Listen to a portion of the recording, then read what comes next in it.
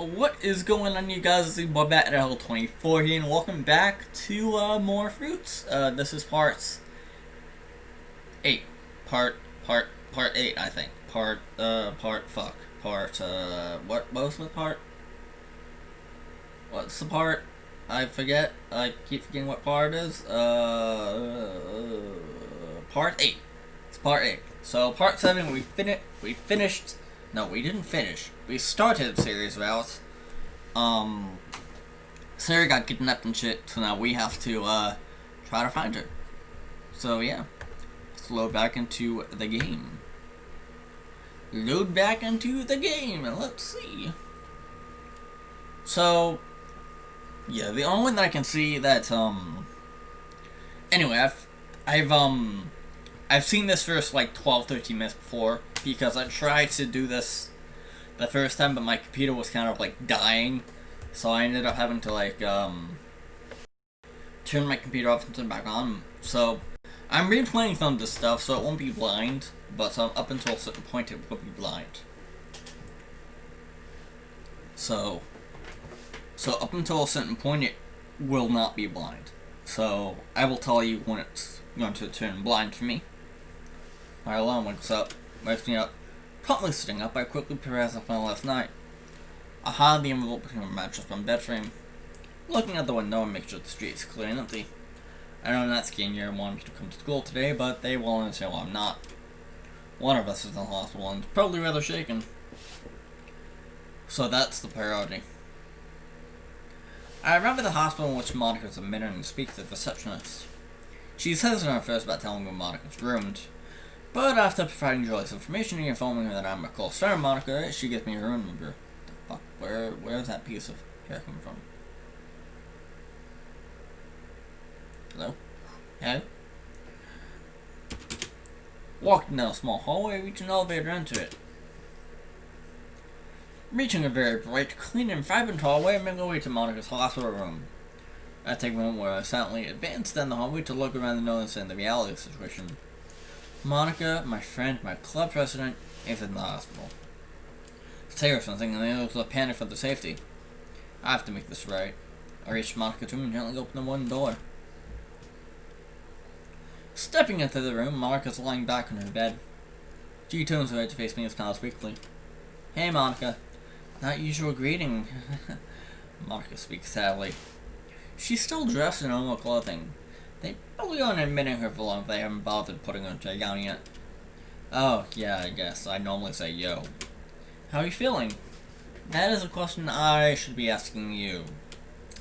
I'm worried about you. Sayori told me about how...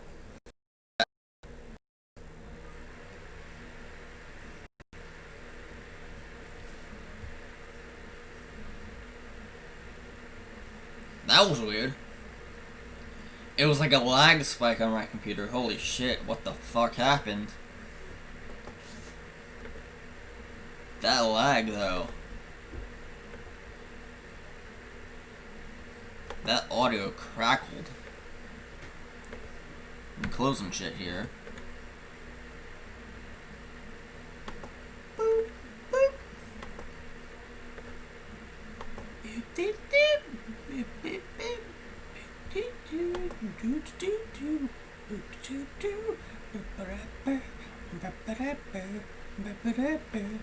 Close one drive, close one drive, close one drive. We're all good, we're all fine. Alright, I think we're actually all good here. Yes, we are fine. We are fine. Yes, we are fine. I bet how we just started dating, right? Yeah. I take a nearby chair and sit down next to Monica's bed. I'm sorry for not saving her. I don't think you really controlled the situation, Monica. I'm sure you did what you could. I really did. Monica's face someone's even further and tears fall down her cheeks. I told nothing you knew about what happened. They were really worried about you and Sayori. I hope they're okay too. I took over the club until you come back. With that, I suspended the club until you return fully. I can't really see the two girls being taken while walking that late anyway. That's a great idea, Bat. Thank you for watching over, friends. Don't mention it. Listen, I know this is gonna be hard, but I need you to tell me as much as you can remember about what happened. I need specifics, voices, names of any car type and color, times. I need as much as you can give me. Yeah, I can do that. Young one, question one, get it? I'm taken back by Monica's trusting reply. No. Your Aunt Julie told me a lot about you. And she told me you just wanted to help and that if I had any questions, I would be best to ask you. So, Julie used the aunt title. She gave it to us shortly after I became attached to Ashley. I want you to understand that I'm going to try my very best to find Sayori. You're going to look for her? What else can I do? Sayori needs my help, and I can't really just stand around and wait for others to do it. As someone who cares about her and all of you, I'm going to do whatever I can to help. I understand.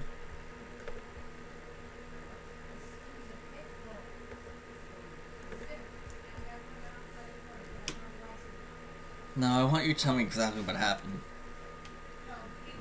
Monica and Sayori went to a nearby shop that they both left for both.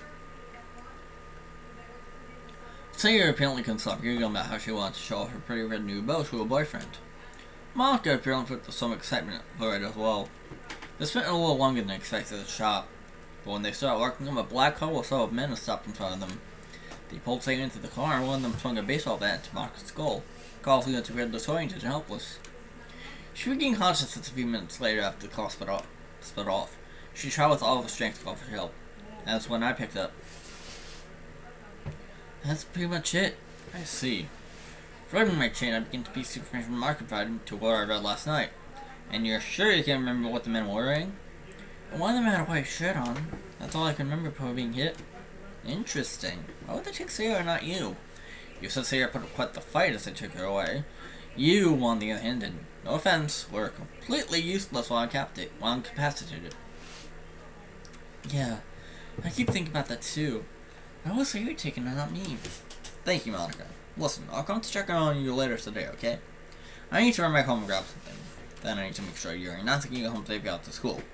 I'll be back by the end of the night. You're doing so much for us. Thank you, Bat. Don't thank me.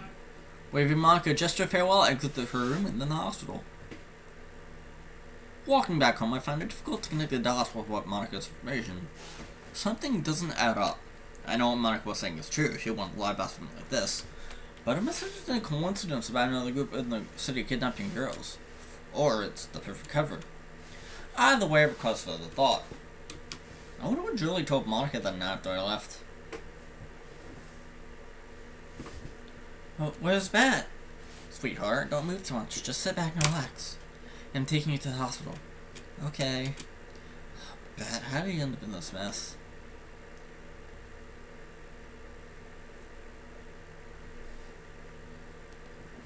You feeling better? Yeah, thank you. I'm sorry, I feel really bad. What was your name? My name is Julia. I'm Bat's aunt. Oh, well, hello. Sorry, Draggy here. I really appreciate you taking me to the emergency room. Don't think too much of it. I think Bat would have tried getting you here himself if I didn't show up. But he was not in the right mindset. What do you mean? Let's see. Bat's very protective. I don't doubt that if I hadn't shown up, he would have run to try and find his captives. And without preparation, he can get himself killed. What about if he has preparation? With preparation, Bat can do anything. I've personally seen it. So if he comes to you for questions, or if you have any questions, it would be best to ask him. All he wants to do is help make everything right. Pat really is a good person. If you told him directly, you would deny it. But I agree, he is a good kid. I watched him grow up to be a very strong man, especially after all he's been through. He isn't really the person to show much emotion, but... Huh? He wrote a poem about a girl named Ashley. Is that the woman who gave her? He wrote a poem for her? Yeah, it was a really good one too. He read it out loud at a little event we have for the club. I didn't think he would have had it in him. He doesn't talk much about her. Does something bad happen? Pat grew very attached to Ashley. When he first came into her care, he didn't talk at all. He was completely silent, secluded, and even refused to eat. He was pretty hell on her, giving her giving up on giving up a life. Pat? It's hard to really push him now, eh? But actually just as stubborn as he was. She kept that day and night to encourage him to become at least a tad bit social. Then one day he actually started to talk. He looked up at me and said my name. It's good to hell at me, to be honest. Yeah, that's not pretty strange. Especially if that's how he is now. Right? Well, I have to go. You get some rest now. Thank you, Julia. I really appreciate it. Oh, wait, one more thing. Huh? Do you have to call the police? Yeah. Okay. Goodbye, Monica. Okay, this is where... This is what things go... blind again. Monica, get back! Hi, I'm glad to be back. Okay, so Monica's back. And now this is where it goes completely blind. It was wonderful to hear you recover quickly. I appreciate you girls. Is Bat here? About that. He hasn't been to school lately. Oh, why not? We sort of can't find him. Oh god. I sure hope he's okay. I do too, Yuri. So, have you thinking about Sayori? Not a single thing, I'm afraid. I really feel for Bat. He and Sayori were just starting to date. They've been close for quite a while now. She was unbelievably happy when I saw her. Now all I can see is a terrified face. I pray every night that the police will find her. Either them or I. Bat, you're okay! Of course I am. Just where have you been? Don't worry about it. We were rather worried about you. Again, don't. Bat, you're all wet. Yeah, I just got here. However, I have some information for all of you. Each of the girls closed their expression to look at me. Uh-oh. Here we go. Here we go.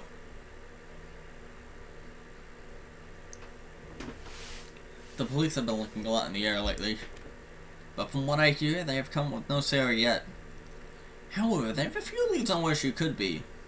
Either than that or where some of the people who helped kidnap her are. Maybe those bastards can get what they deserve for taking our friend. Yeah, what Natsuki said. That's really good to hear. Wait, how do you know this? I've kind of been speaking with a few officers here and there. They can't tell me much, but they're at least giving me progress. And any in the search for Sayori is good. Yes, very. And another thing. Each of you girls aren't in any danger. Take a seat at the chair, lean forward and support myself with my forearms. Apparently from Monica told me when I was in the hospital and some things I've read. If they intend on taking any of you girls, especially Monica since she was there that night, they would have done it already. The group apparently has a fixation on only Sayori, God knows why. I lean back and rub my temples. So you're saying we're safe? For now, yes. This isn't fair. Sayori doesn't do that that's happened to her. This could have easily been prevented battling with her, but he let her go alone. What kind of boyfriend does that? Natsuki. No, she's right. I should have gone with her. Sighing, I stand and walk out of the clubroom. Wait! Ignoring Natsuki Monika's call to nearly leave the school. Natsuki's extremely right. None of this would have happened if I had gone with Sayori. However, I heard the girls help ease their mind. The police really are looking for Sayori to end up coming with nothing. But I'm also out there looking. I have the few leads I can already find Sayori, and I intend to find her. I have to make this right. Oh shit, here we go. I promise. Alright. Portside District. At around 8 p.m.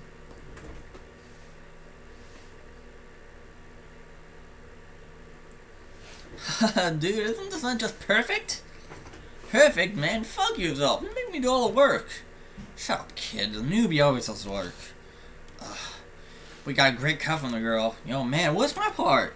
Finish your goddamn job and argue with your piece. Damn, took us long enough, though. I thought we got the money right then and there. Oh, but you know that's just bad practice. I don't give a fuck. I mean, sure, it was a shame that we had to waste such a great thing. But we got a good stack here. What that one chick with that Q knocked out? She wasn't the one we were going for. To be honest, I think Q killed her with that hit. I don't know, man. Stop being so paranoid, for fuck's sake. Anyway, once you don't move this box on the glass, we can tip. Aight? Hello? You stop fucking around. Get your ass out of here already. My leg? What the hell? Stand up. Huh? Who the fuck is here? I said stand up. Shut the fuck up. Who are you? Ah, for fuck's sake. Forcing him to the ground before I looked at the man's face. You're going to answer a few questions for me. Do you understand? Go fuck your mother. Using my free foot, I quickly kick the man one of the bolt wounds on his leg. Oh my god! He closes his eyes in agony. Keep my foot on his chest, I nearly land towards his face. If you answer my questions, I'll let you live.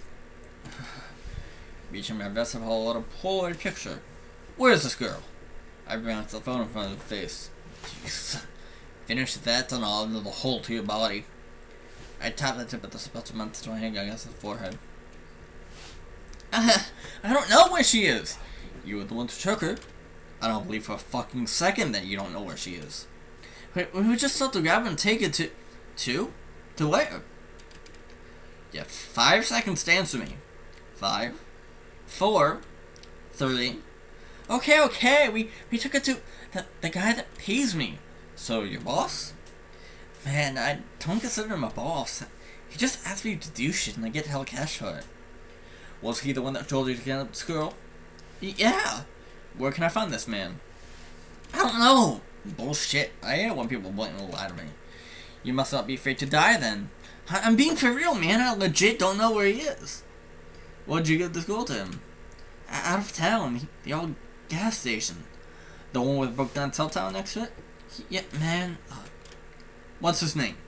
That I don't know. Then what'd you call him by? Do you think I'm stupid? We called him I. You mean I as an indigo? Yeah, that's all.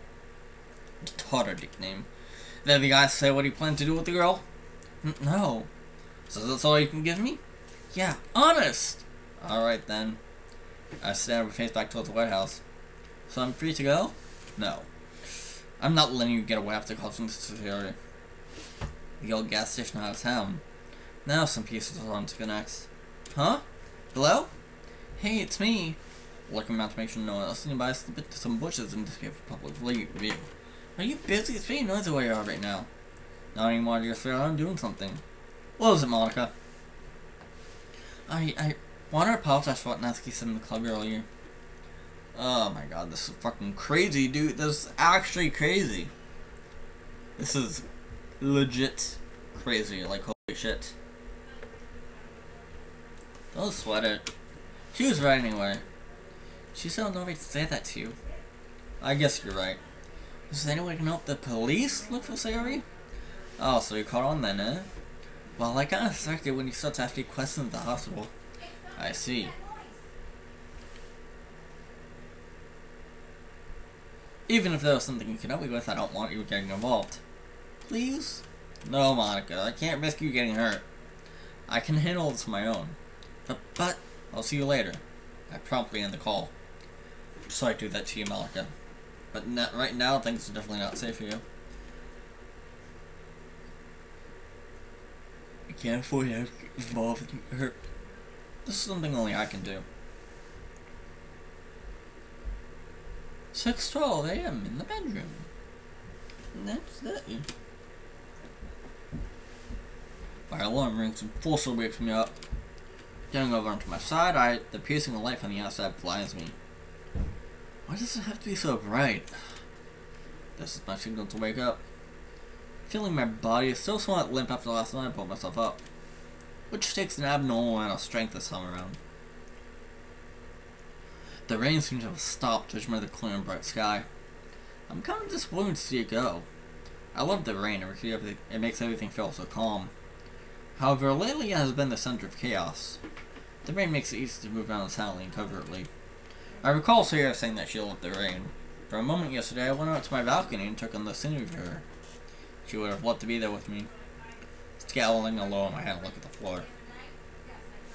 Just hold on a bit longer, Sayori. We'll sit together and watch the rain very soon.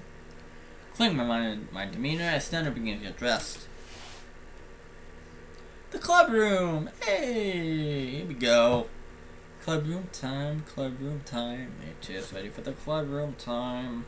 Boop, boop, boop. Do-do-do-do-do-do. I love this.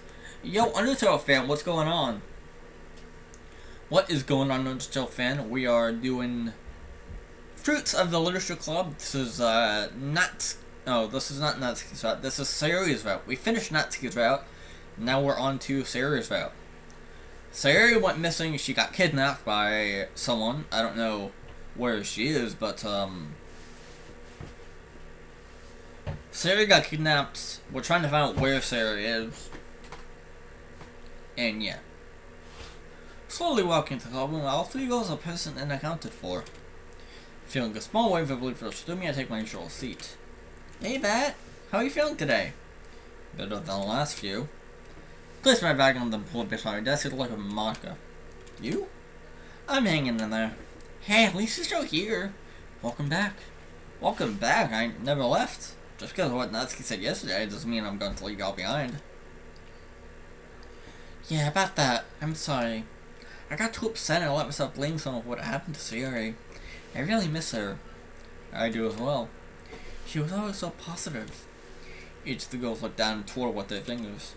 I have no idea what the girls have been doing while I'm gone. But Monica's told me that they held off of poems and other events. It's a little disheartening to see the Literature Club has practically come to a halt. Sayori was such an influence on it. If you know this mod, don't say it. Like, if you know what this mod is, don't say what you think is gonna happen. Or if you know what's gonna happen, don't say it. But if you have a speculation of what might happen, then you can say it. But if you know exactly what's gonna happen, then don't say it. Yeah, don't spoil it if you know exactly what's gonna happen. If you are speculating and you are coming up with an idea of what might happen, then you can say it. But like I said, if you know 100% what's gonna happen, don't say it. Definitely one that you wouldn't expect to see as blatantly as this. Wait, I have an idea. What is it, Monica? Eh? Monica snaps her fingers and smiles. I think it's important that each of us understand how much we need to know. None of us know if we'll even be here tomorrow the next day. Let's go around the room and just say some things we appreciate about each other. I think that's a good idea. Say I would have loved it. I agree. Not bad for once, Monica. I'll go first. Monica sent to her seat and looks at each of us. Her voice is weak and cracked, but she maintains her composure and bearing. I really enjoy how all of us are here for each other. We started a club that meant a lot to us and was something we cared about. And each of us made something special. Here, with your amazing writing and thought process, you can paint almost any picture in your head with words. You always give interesting, helpful advice to us. And I can't help but find myself interested in a lot of things you say. Natsuki, with your baking and simple writing. You tell a story in as few simple words as possible, and you do it very well.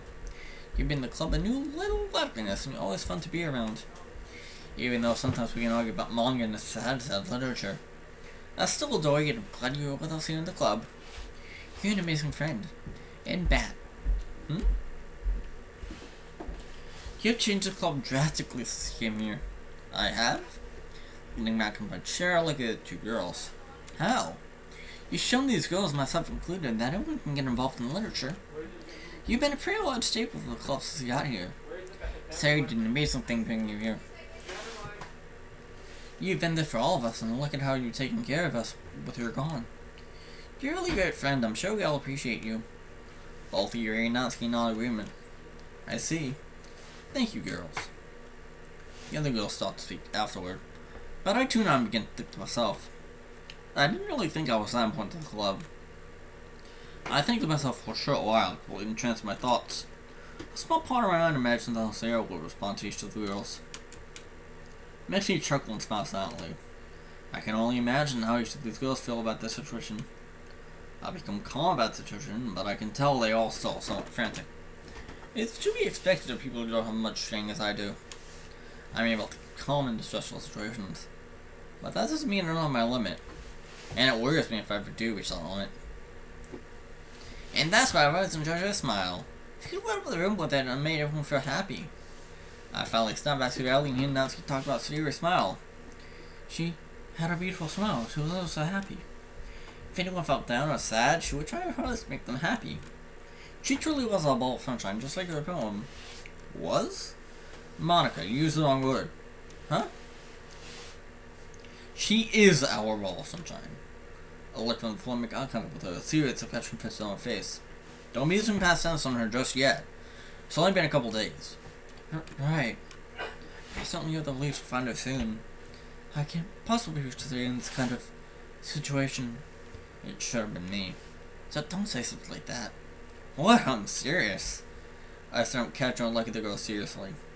I'm more capable of fending off people serious. Even though that is true, we don't want that to happen at all. Natsuki's right. Why wish something on someone else than wish it for them to happen had happened?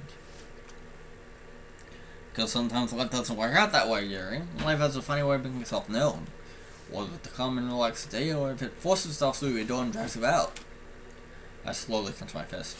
You should always hope for the best and prepare for the worst. But I think it's fair to say, yeah, no one expected this to happen. And I hope more than anyone else that Sayori's found okay. Stopping at the sentence, I turn away from the girls and look to the window into the afternoon. Matt? You girls can go. I'm just gonna sit here for a bit and think. Are you sure? I'm positive. Natsuki and Yuri walk out of the room together. And now out of the corner of my eye from the window's reflection, I see Monica look back in the club room one last time before departing. Rest my hand against the window, I take a few deep breaths and relax. This reminds me of the time when I went on a walk once. Hey, such a nice day out. The sun really is making everything nice and pretty. It's like fun to hang out with Beth today. I hope I can do it again soon. What? Whoa, my foot. I think it's twisted. Oh, what are you calling about over here? I think I twisted my ankle. Let me see. I kneel down onto the asphalt and inspect Sayori's foot. I gently press it a few times to determine that it isn't broken or twisted.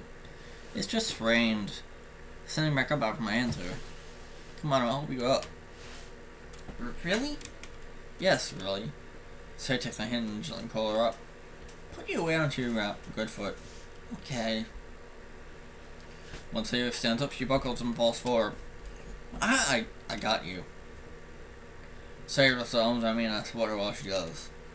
It hurts? I don't doubt it does. You somehow managed to get your foot caught in the crack there on the sidewalk.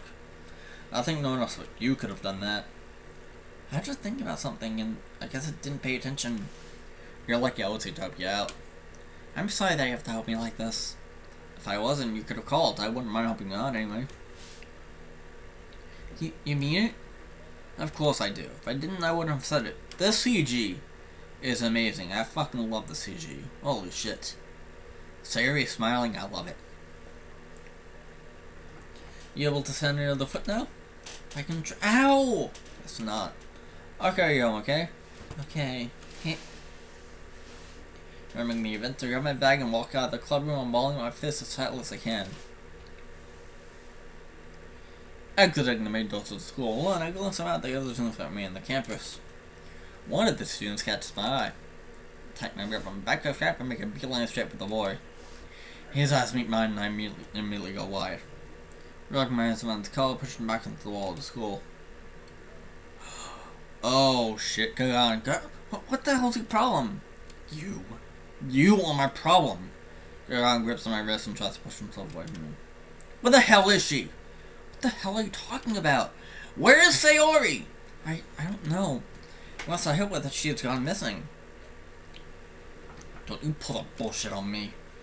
I tap my grip before the Kagan's uniform stretches a bit slightly. I know for a fact that you're involved in this disappearance. You had this planned all along. You perved on her, I stopped you. You caused this so you could save her and be a big hero. I seriously have nothing to do with this. The only involvement I had with her was... I paid someone to go stop pulling us so I could come and defend her. Well, you were right about me wanting to be a hero, but only for that. I wouldn't want Sayori to be harmed in any way. So you were the reason she was getting bullied? Yes. Pushing one on top of my lungs, I pushed the gun back against the wall, releasing my grip. You're fucking pathetic. Wait, who's that? This is Kagan. This is the resident pervert who, wants to be with Sayori, I think. Who spied on Sayori, made it out before. And, now, I don't know. Kagan's just a weirdo. This guy's just a fucking weirdo. He's a perv, he's a creep, and, I do not like him. I do not like this guy. I'm not able to stand looking Kagan in the face anymore. I turn away. I need to keep my cool. I can't lose it and stop being this freak's face on all school grounds. Dad, if you find her, if she comes back safe, please at least tell me. I care about her too. I don't give a intelligent response. You don't fucking care about her. Jesus Christ. Buzz. Hello? Hello, Monica. Who is this? Uh-oh, that is important. What is this? What is this, Sayori? What is it? You have to do something for me first. That boy pals it on with you. Oh, fuck. Oh, God. This person, whoever it is, yes, this is a mod. This is a mod of the game called Fruits of the Literature Club. This is Sayori's route in this mod. But, oh my god. Whoever this person is does not want Monica telling the MC about... Ooh. Ooh. You do not tell him anything. But, if you do say... A lot of people get up here, aren't you? No, not directly. I knew about it, of course. The focus is you, Monica. You're not the only one I contacted you. Not your friends, not your police, not a stranger. Because well, in the moment you do, oh my god. What the fuck is this? Don't do it, Monica. Don't do it. Don't do it, Monica. Don't do it, Monica. They're gonna kill you. They're gonna kidnap you too.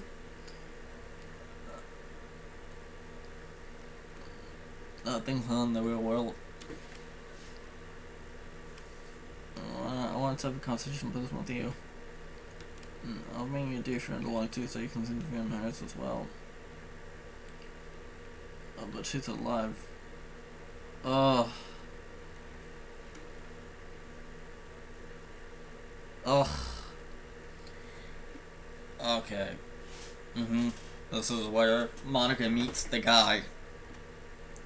He said to meet him at the end of the parkside forest. I have a really bad feeling about this. I should keep my wits about me. I don't want to get stuck in a situation that can endanger me more than I already am. I really wish Pat was here. Hello, Monica. Ah, yes, the silhouetted man himself. Whoever this guy is. Also, I've seen this background used before.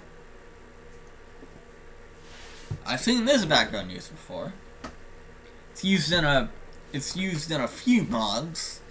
A few mods that pertain to them going into a forest of some sort.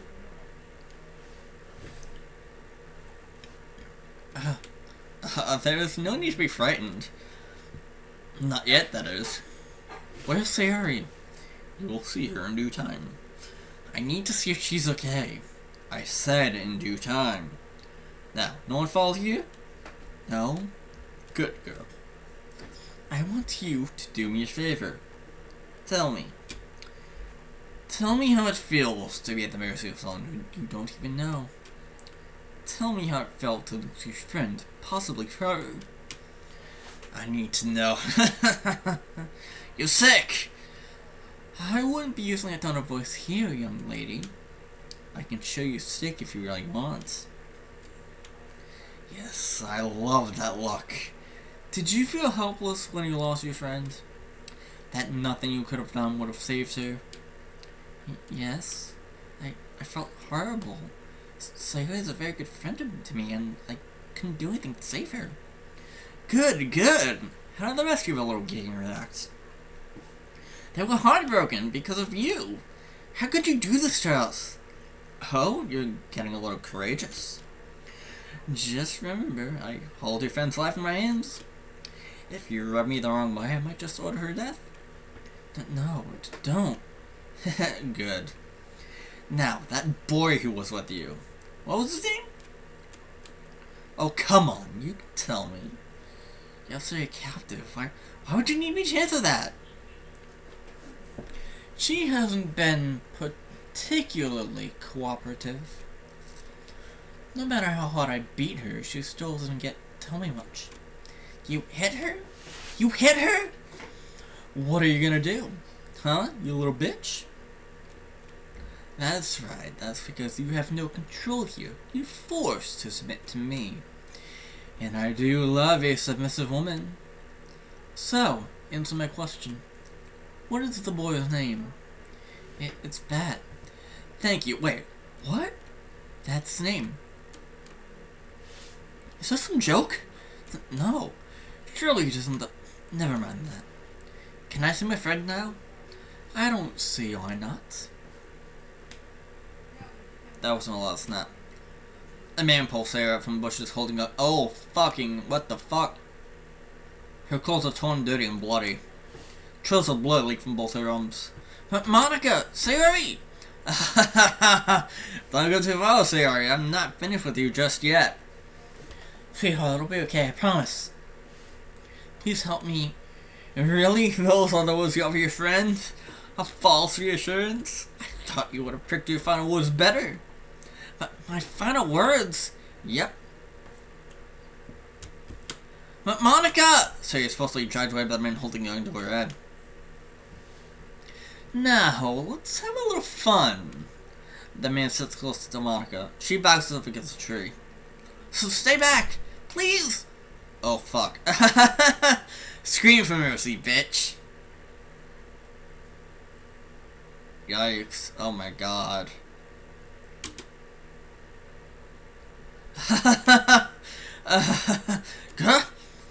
You're pathetic for attacking an unarmed woman. That. Monica looks up to me, her eyes weakened and dim. God knows how long you've been beating her before I showed up. Taking my attention to the man in front of me on the ground, he cries crawl backward away. Monica, are you able to move? But barely. Try to stand for me. Monica tries to get all off the ground, but struggles to even get past her knees. Damn it. Stay there and don't move, Monica. Well, what are you gonna do? I hear Sayori scream. Where is she? I'm not telling you. Bad move. A very bad move. I walk up to him quicker than he can crawl away. Lifting up by a shirt, I throw him against a nearby tree. Ugh! Feeling a thump from setting the tree, I look him in the eyes.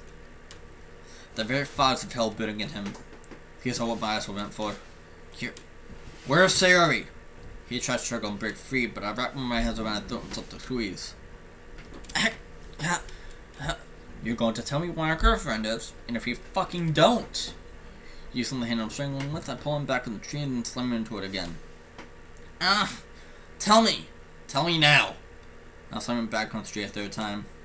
His eyes plead for mercy. His body shakes in terror. I squeeze tighter. He doesn't tell me what Sayori is.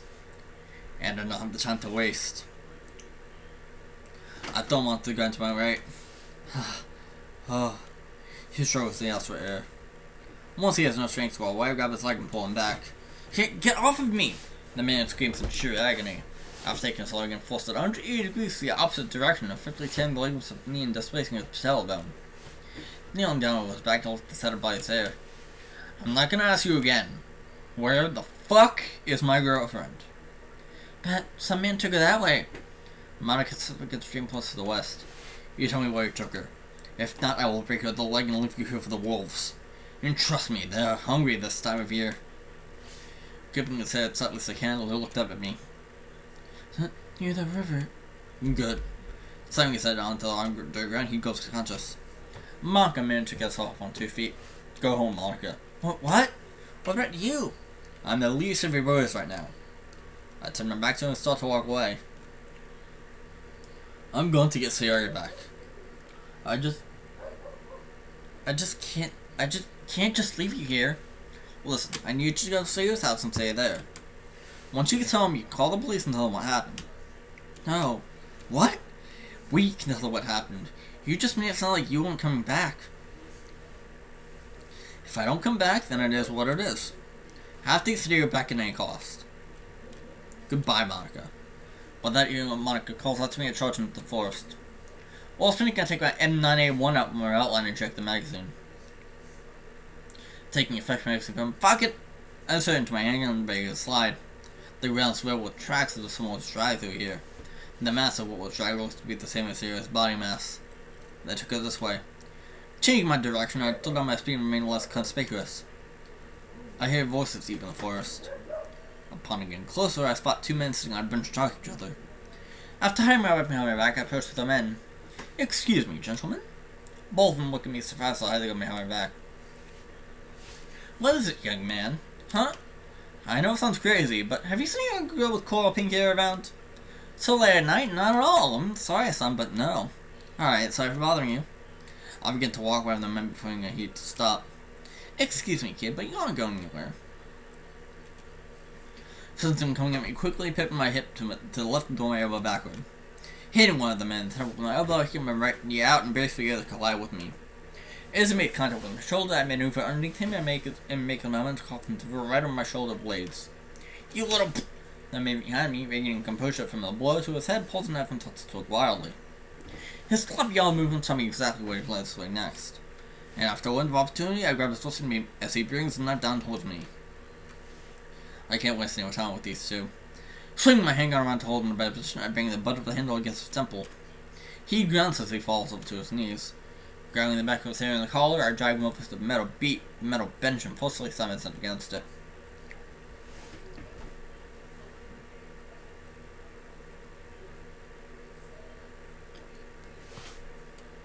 The first hit stuns him and cuts the side of his head open, but he still tries to fight it, so I slam his head against the bench again. Oh! He goes limp and I let him fall to the ground. I'm turning the sound down in my ears because holy fuck, this is loud. The other man has already managed to get up and catches me off guard by wrapping his hands on my throat. He squeezes down to my neck with a hell of a lot more force than I'm able to handle. I try to bring my elbow down on his wrist, but I can't get enough force to do it. Where's my gun? Shit. But he grabbed me and fell to the ground. I wasn't expecting him to get up so quickly. Think. His eyes. His head is close enough to me that I reach up toward his face, and now I'm emanating with pure hatred and fury of my thought. Oh, fuck. Ow. Oh. Oh.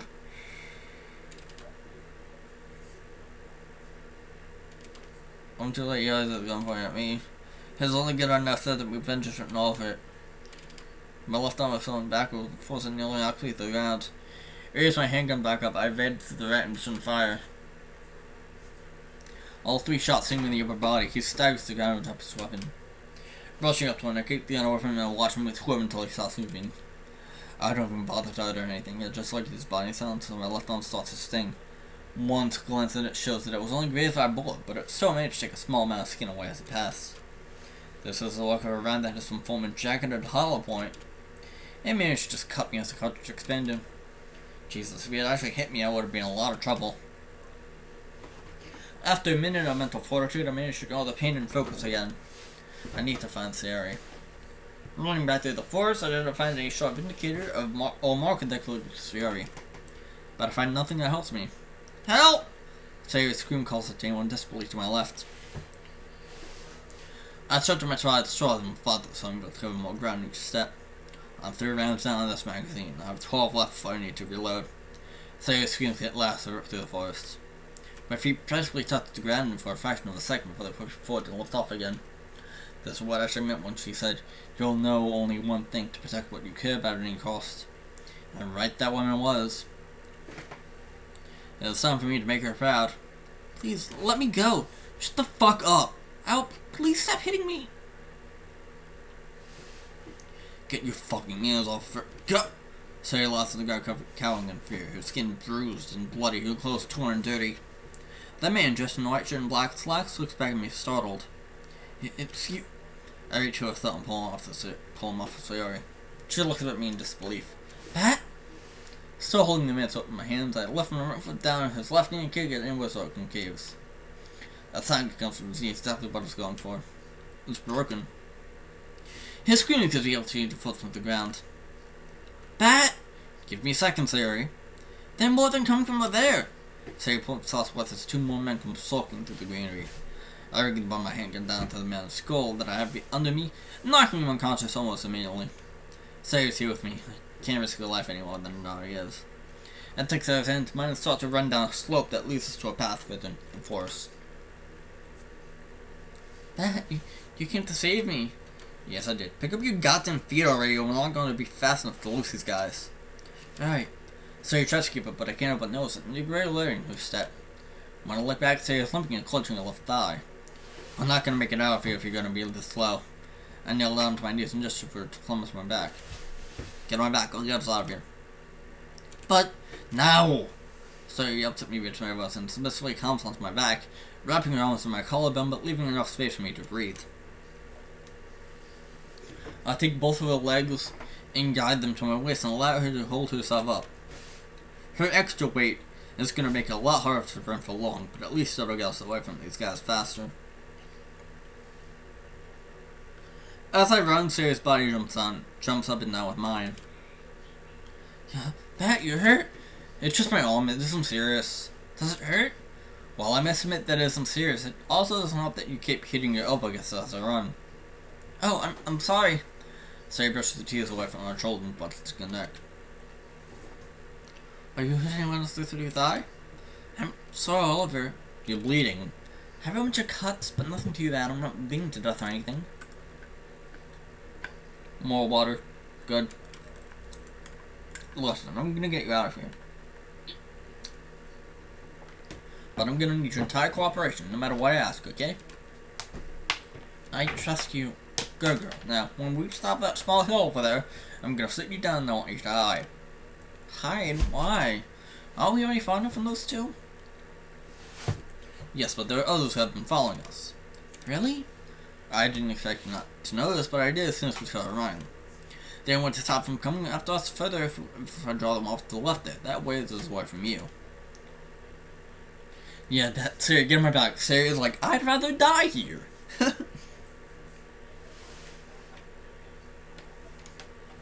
But won't that mean... Yes, but remember, I need you to listen to me no matter what, okay? Fine. Alright, hop off, stay down, don't make a single sound. No matter what you hear, understood? Yes. I turned away from the assault and hoped that she calls out to me quietly. Keep your fucking voice down, for God's sake. Do you want us killed? Please come back to me safe. If I don't come back, you need to get out of here yourself. But I will ensure that tonight you will get home safely. How do I get out of here if you don't come back? Keep heading this direction, you'll reach the road that borders the forest. Once you get there, you should be able to determine where in town you are or home. Marco should be waiting there for you. Once you get there, call the police and tell them everything. Okay. I take Sayori's head lowered enough so I can kiss her forehead. Afterwards, I quickly turn and start running the opposite direction of her. I managed to reach a more familiar part of the forest I've been to before. This should be a good idea for an ambush. Hunkering down in a small foxhole, I calm my breathing and listen for my cue. 3 men all holding firearms walk down the trail next to me. That's right, just a bit further. What is this on the ground? Looks like blood. I knew we got him. What is he, though? Yo, Nick! Welcome to stream, Nick. It's fine, dude. It's fine. You don't have to apologize for being late. We're in a very, very suspenseful part of Sayori's route. Where we found Sayori, and now, we're gonna deal with her captors. You go follow the boat trail. I knew one of us hit him. There's no way I could like him can work too long with that girl. What? Wait, this road leads to a dead deer? Not only a dead deer. Huh? I slowly because the man's body into the ground to walk towards where he came from. He fell one into my trap. I was only worried that more than one were gonna follow. But thank God that didn't happen. I can't waste too much time with these two. There are about 3 other people following me. Hey, what's taking so long? That's 2 more down. I can feel the rush of air. Something flies by my face and it's a tree next to me. I see the kid! I dive into her bushes and start to get as far away from these hills as I can. Fucking quiet. Just shoot the bastard! Jesus Christ, I can't get a luck like this forever. If it wasn't for these trees I'm moving out of, I would be long gone. A few more meters. Reach a small divot in the foliage, dug down to it and remained motionless. After a minute, my pursuers passed right by me. I'm gonna keep moving away from Sayori. The most I can do now is hope to God she's getting out of the forest by now. How do I get out of here? Seems like this road just stood on forever. Ouch, my legs hurt a lot. I really hope that's okay. Maybe I should go back and help. No. He said he wanted me to get home. If I jump back now, I could disrupt him, he could die. So I'll do what he wants. He's doing this for me after all. And I want to prove to him that I can be strong too. All this time, Bad has been there protecting and keeping me safe from danger. And when these guys took me, beat me, did things to me, used me to get Monica hurt, made me realize how weak I really am. I just want to be strong with my friends, like Bad. So I will be strong. I was visually around my surroundings. The dark of the night walls of ours make the things hard to see. Yo, Raider, you mean welcome back, dude? But if I keep in the direction that Bad gave me, I can make it out of here. When Dad and I would go camping, he'd always taught me that if I ever started to make a repetition, I can look around the way the trees are angled. All the trees are pointing in the opposite direction of that oh my god. Feels like a far away from me, but so loud that I can't fully tell. Just know them. They're still gonna bother me, so that's so loud and lead the way. What is this? Oh fuck. Ow. Hello there, Lily. Oh fuck. But she's really pale and scared looking. Looked in my smile menacingly. No! Get off of me! Never, you little witch! You brought hell into us! The grim Reaper walked among us and he's taking our lives! So I'm compass. Oh my god. Oh my god. I'm in contact with this crotch. His eyes go wide and practically pop out of his head. Pushing against him as hard as I can, I look at left him, place my feet against his stomach. As I felt a little bit of pain in my left thigh, pushed the man off of me. He falls backward into the ditch, giving me a chance to get to my feet and start running. Oh no, oh no, oh no. The man gets off after a few seconds, I'll chase me again, screaming as he gets closer. It's fine, Radium, it's fine. Stream kind of was bad yesterday anyway, so, I mean, yeah, that's fine. Get away from me! Ignoring the sting in my left thigh, I run over a hill, not anticipating the drop that follows. I lose my footing and start to tumble down the hill until I feel something hard in my head. Oh shit. Oh god. My shaky mood disturbed the pain from my left arm. Still even in the trees I pass, I gain more and more distance from my pursuers in the area, so this is bad. Yeah, that stream was kind of a shit show yesterday. Power went out, and then my internet was going out, and I was just like, you know, I just don't want to stream anymore yesterday, so yeah. The only issue that we had with this stream is that my computer was like heating up again, so yeah. Once I'm sure I've lost them, I can set up another ambush. Damn it, I could actually get into one of the greener, more lush trees where I almost feel to cover with me. The burning of my lungs with each breath I take indicates that I need to stop and rest. I'm running constantly and the adrenaline is going to wear off soon. Looking at my surroundings for any place to catch my breath, I notice a small cabin about half a mile to the east. And it looks to be surrounded by trees and it could be a suitable place to catch my breath and rest. I get behind a tree, pick up a large sized rock and throw it into the west. The echo and sound it causes should draw my pursuers away from me. Loud solid thumps echo the force that the rock hits trees as it walks and tops all on its way down.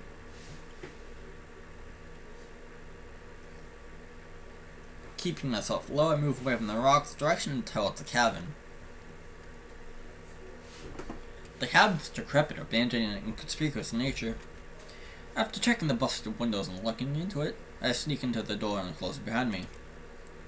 Still having my handgun at the ready, I look around the room and my eyes adjust to the pitch darkness that engulfs me. So far, so good. There's someone slumped over and leaning against the wall opposite from me. A squatter? That person looks up in the face of me and looks into a panic. Bad? Sayori, what are you doing here? I was striking my voice down, looking back at the window into the forest.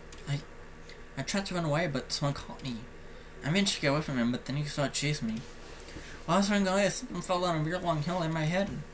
When I woke up, I was really dizzy, and I tried to walk around and I found this place here. The dizziness didn't go away, so I sat down and raised my head against the wall. Then you walked in and scared me. I told to get out of the forest. Frustration welled up inside my stomach. I run my hand through my head and began to think. Alright, we should wait here for a bit. If everything goes well over the next hour or so, we can leave this cabin and get you home. Do you think it'll be safe? Well, if they don't find us by then, they could possibly assume we already got out of the forest. And we can use an opportunity to escape. I understand. Sayori looks around and stops on my left shoulder. Pat, your shoulder! Sayori's answer because a large blood stain on my left shoulder around my upper forearm. It's nothing, I just managed to get cut while I was running away from you. Is it bad?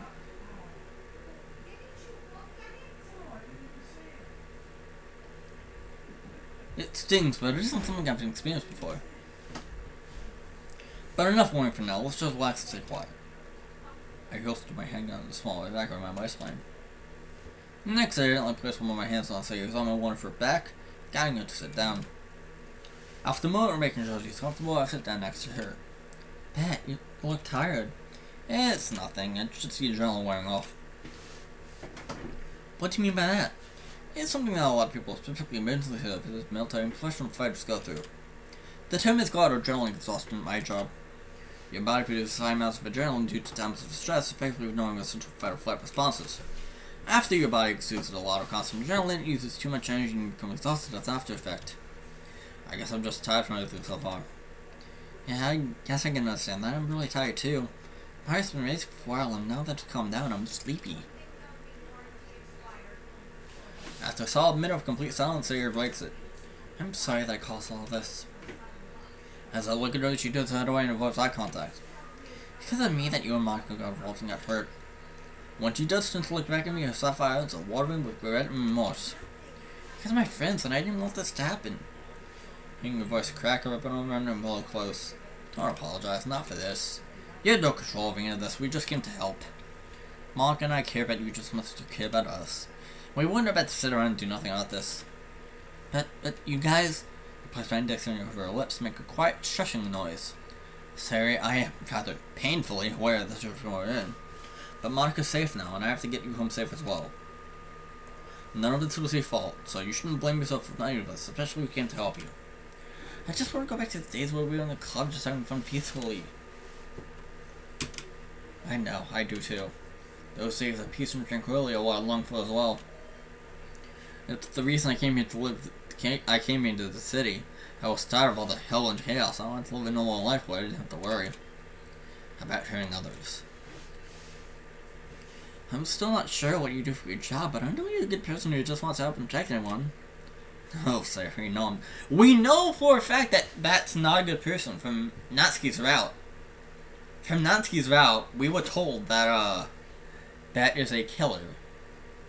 He's nicknamed the Reaper at his job, the agency. He's a 4-digit agent, which means he is very, very, like, very, very, scared. Like, people are scared of him because of his 4-digit code. He kills, if necessary. I wish I could tell how I truly feel inside. About all this, about my past, about my own fears. But after all, I've learned that I'm capable of ignoring my feelings and my hesitations. I have to stay strong for Sayori. I appreciate you, Sayori. Huh? What do you mean by that all of a sudden? I look up to you in a lot of ways. How? Well, you always seem so happy, even though you struggle inside with your depression. Your friends are always a priority for you, and your concern for the safety of the happiest is honorable. And the fact that you always want to do what is right. Yeah, he'll kill with no questions asked yet. The MC does have anger issues, as we saw from Natsuki's route and from what happened now. He has serious anger issues, and he will kill if his anger gets the best of him. We know that for a fact.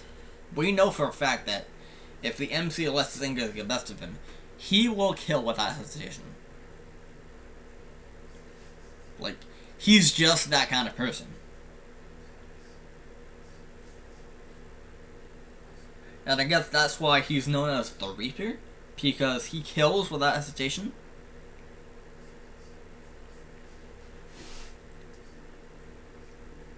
I don't know exactly why they call him the Reaper, but I guess that's a possibility that they call him the Reaper because he's just a relentless killer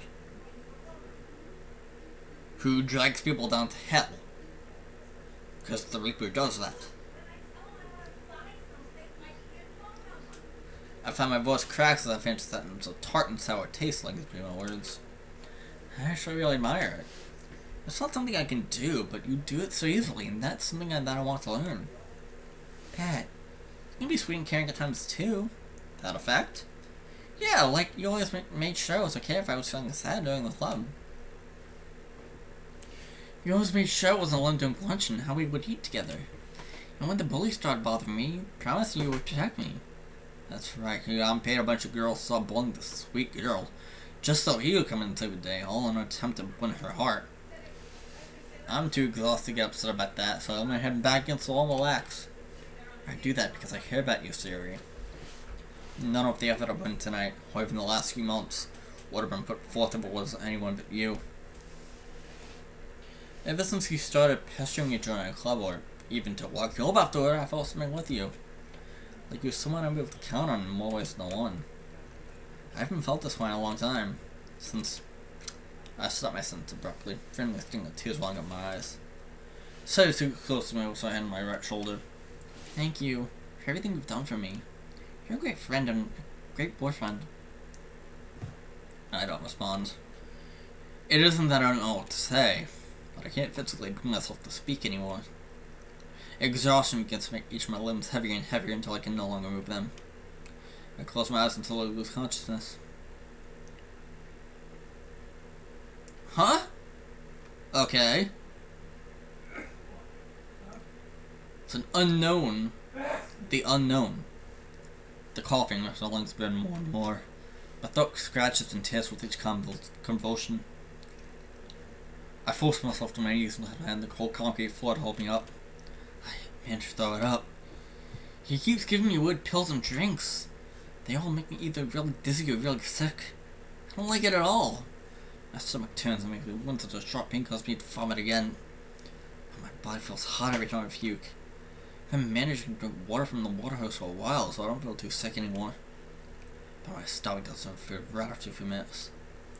I keep having hallucinations of weird things on the walls. Spiders, weird figures, shadows, but I'm scared because there's no light in here to make them.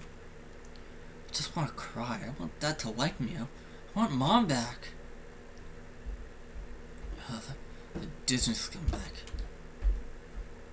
I can't hold myself up anymore.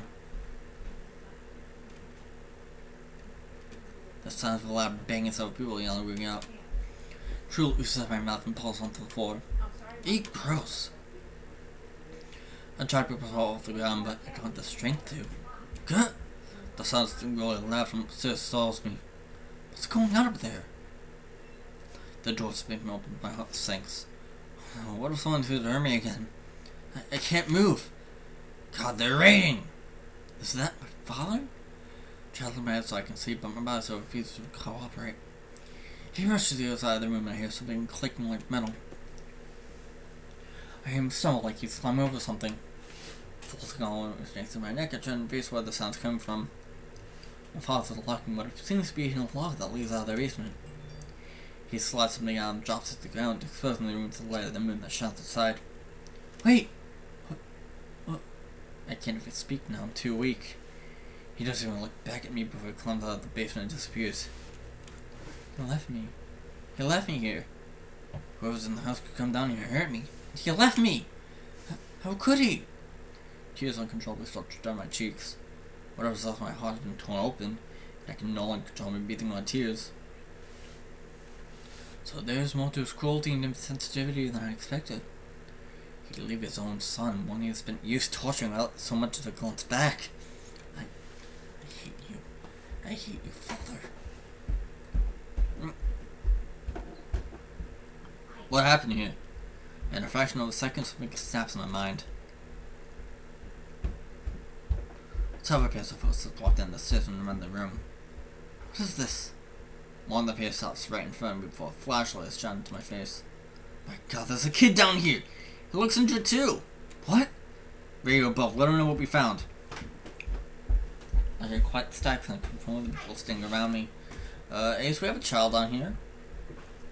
You'd be correct. Male, white, looks to be pretty young and injured. Got her, I'll come upstairs now. The flashlights, we see several people who are all dressed in black and have scary guns walking in the room. One to go with brown hair. The one who was talking on, I think, walkie-talkie. She walks back up the stairs.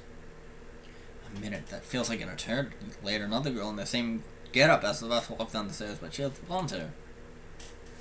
She walks up to me and doesn't look me in the eyes. Dear God, you poor boy. Please. Huh? Please just leave me be. I don't have enough strength to say those words. Surprised I was able to get it. Please out. The girl's face stiffens, but her eyes don't scare me anymore. I'm not going to hurt you. She looks around at the other people like she's about to make an impulsive decision. Damn it, alright, I'm gonna take him. The rest of you continue to sweep. The others of the room nod and start moving about. The girl in front of me gently puts her arms underneath me and lifts me up, cradling me in her arms. What is she doing? Just leave me to die here. She begins to get up the stairs and into the hallway that leads to the basement. The lights are all too bright for my eyes to handle and felt to close my eyes. Nothing but white is all I see. I wonder why it's apparently broken with the constant darkness. So uncomfortable, my stomach burns, I can barely breathe, I can't move, and I can't even see where I'm being carried to. I found myself slightly shaking my head, trying to stop the lights from straining my eyes. Calm down, it's like, hey, I promised. I can't see where I'm being taken, I have no idea what direction we're being going in. But all of a sudden the lights no longer stick in my eyes, and I'm greeted by a starry night sky. What's that here? I looked on the large gravel lot my father lived on. There were several cars lined up next to a long cinder block wall. I thought the girls carried me to the last car of the line. Once we reached the car, she managed to get one of the doors open and place me on the seat. Afterwards, she helped prop me up her right and looked me in the eyes. How are you feeling? I tried with my mouth, but instead my chest feels heavy and I began to fall forward. Luckily, she grabbed me before I could and leaned the seat back so I'd make comfortable and relax. So I would talk it, huh? Just like that and rest for a while. Her voice in the room, and she contagious immediately after hearing those words. So is this Bat meeting Julie for the first time? Interesting. So Julia came in a raid on the house. Interesting. So this is Julia meets Bat for the first time, or Bat meets Julia for the first time. Poor kid. Looks like he's been through hell. He's only covered in cuts and bruises. There's also a lot of vomit on the floor where we found him. They drugged him to test the effects. Fucking bastards, he's just a boy. Damn it, like it's been a while since I've been seeing that's concerned about someone who's on one of us.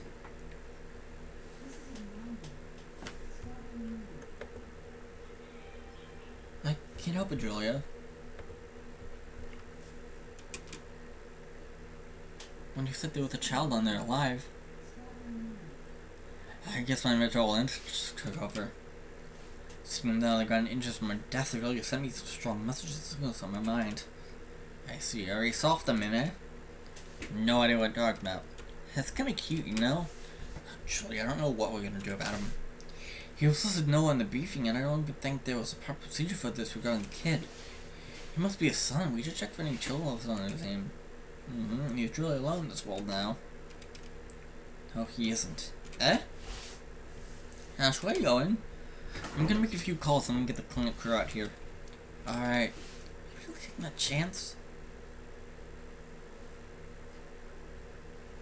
Laying on the one bench of my home to look at the lake. Snow is very blue and clear, but the clouds above block that. The water just remains a very poor limit of thoughts and memories.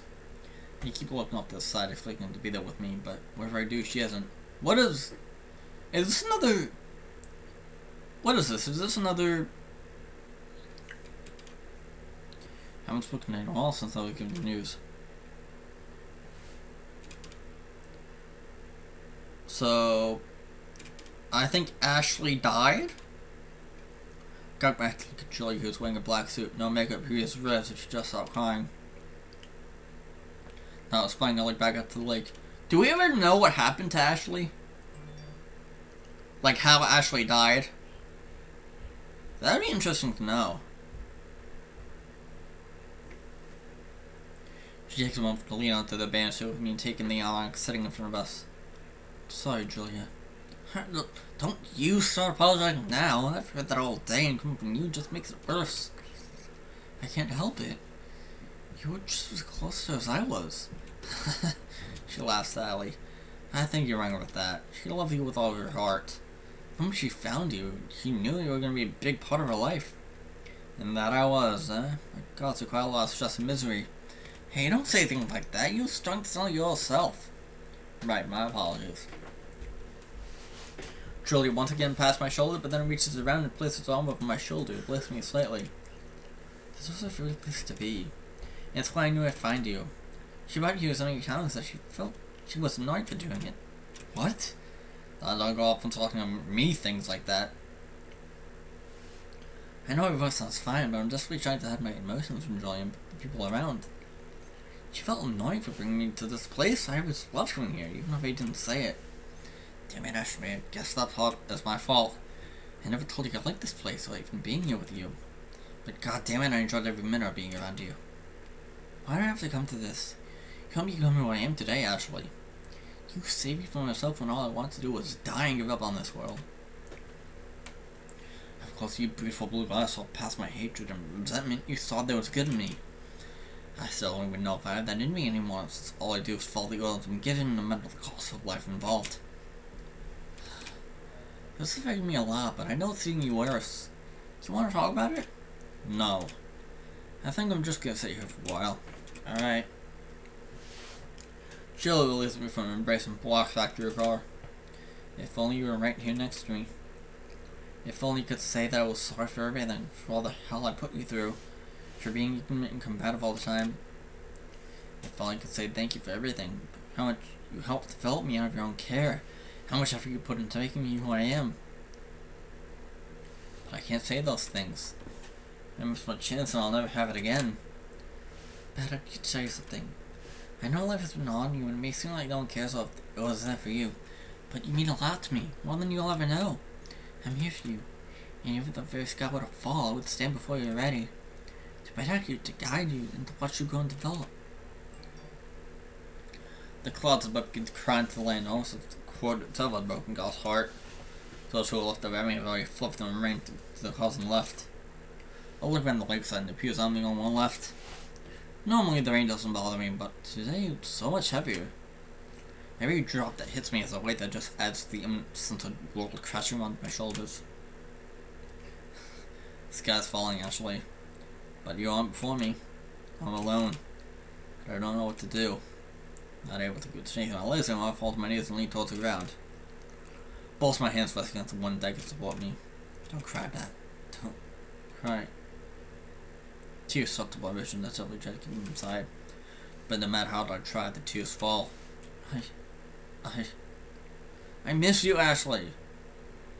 I thought my body up screamed to the sky. After my explosive outburst, I threw my hands back out into the ground, slapping my fist against the deck. I allowed myself not to say anymore. I started crying loudly and desperately tried to get this pain in my heart to go away. But it doesn't fade no matter how hard I scream and cry. All of a sudden, I felt a hand rest against my shoulder. I turned back and looked at the figure through my tears. Pat. Julie says I was shocked and also crying. I assume she would have thought this bliss emotion come out of me. She doesn't say anything out loud, so I call my name. She drops into the dark with me and also all around me. We both sit and cry together in the rain for a while.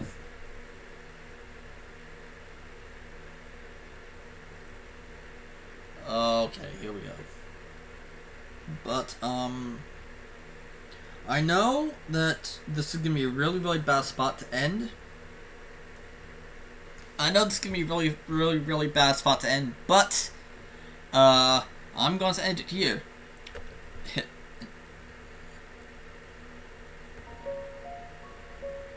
I just realized I didn't have the desktop audio on the entire time. I'm a good streamer. Why did no one tell me?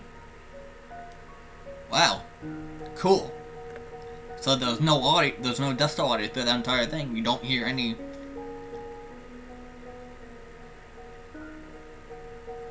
But yeah. We can put this on a cliffhanger. Put this on a big cliffhanger. And, yeah. This is the end of the recording.